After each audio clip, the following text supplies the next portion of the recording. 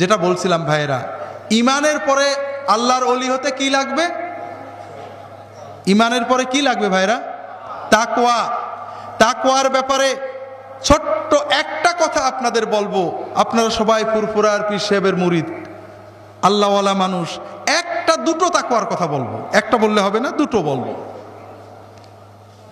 আপনার মাথায় টুপি আছে, আছে না? আপনি সুন্নত মতো দাড়ি রেখেছেন, রাখেননি? আপনার মাথার টুপি ফরজ না সুন্নত? আর আপনার স্ত্রী এবং আপনার মেয়ের মাথার কাপড় ফরজ না সুন্নত?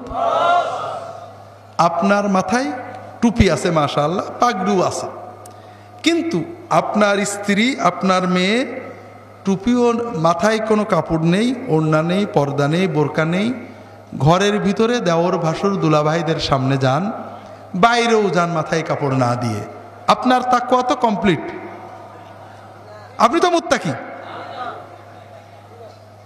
আপনি মুত্তাকি হবেন না?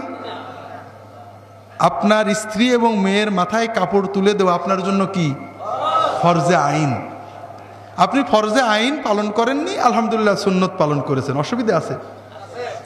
যেটুক অসুবিধা আছে, যেহেতু ফুরফুরার পীরে কামেলের মুরিদ, ওটা পীর সাহেব কভার করে নিতে পারবেন না? হাজরিন, আত্মপ্রবঞ্চনা করে কোনো লাভ নেই। দুর্ভাগ্য, আমার মরহুম পীর সাহেব হুজুর মাঝে মাঝে বলতেন, বাবারা দেখো, 20-30 বছর আব্বার কাছে এসেছে। আমি বাংলাদেশে আসার পরে 98 সালে প্রায় 2-3 মাস হুজুরের সাথে একই গাড়িতে কান ধরে টেনে নিয়ে বেড়াইছেন, মাহফিল করে বেড়াইছেন, আর একই গাড়িতে থাকতাম। অনেক সময় বসে বসে অনেক কথা বলতেন। বলে, দেখো বাবা, আমার বাবার ওয়াজ শুনেছে, আমার ওয়াজ শুনেছে, পানি পড়া নিয়ে যাচ্ছে, নামাজটা ঠিক করে পড়তে পারে না, পর্দাটা ঠিক করে করে না। আমি কেন বলবো না যে তোমরা একটু চবলিগে যায় নামাজটা শিখে এসো? ওদের মুরিদ হওয়া আমার জরুরি না ওদের জান্নাতে যাওয়া আমার জরুরি? তা আপনি পীরের মুরিদ হয়েছেন, আপনার স্ত্রী পর্দা করেন না, আপনার তাকওয়া হবে তো? হাজরিন, আল্লাহ মেয়েদের বাইরে যাওয়া নিষেধ করেননি। আপনার মেয়ে কর্ম করবে, সংসারের কর্ম করবে, বাড়িতে দেওর বাসুরে জয়েন্ট ফ্যামিলি, তাদের সামনে যাবে, কর্ম করবে, মাটি কাটবে, সব করবে, পর্দা সহ করবে। কোনো মেয়ে যদি মাথার চুল বের করে, কান ঘাড় গলা বের করে বাইরে যান, ঘরের ভিতরে দূরের আত্মীয়দের সামনে যান, প্রতিটি সেকেন্ডে একটা করে জিনা করার মতো কবিরা গুনাহ তার আমলনামায় লেখা হতে থাকে। তার স্বামীর আমলনামায় লেখা হবে একইভাবে। হাজরিন,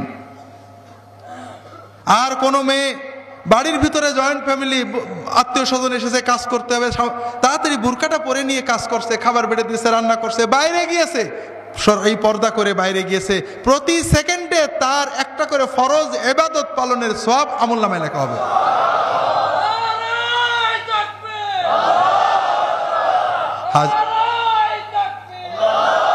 হাজরিন, যে কথা বলছিলাম ভাইরা, কাজেই যদি আল্লাহর জান্নাতে যেতে চান, ফাঁকি দিয়ে লাভ নেই ভাইরা। কাকে প্রতারণা করছেন? আমাদেরকে হাদিয়া দিচ্ছেন, আমরা আলহামদুলিল্লাহ ভালো আছি, কিন্তু আপনার জান্নাত কে দেখবে?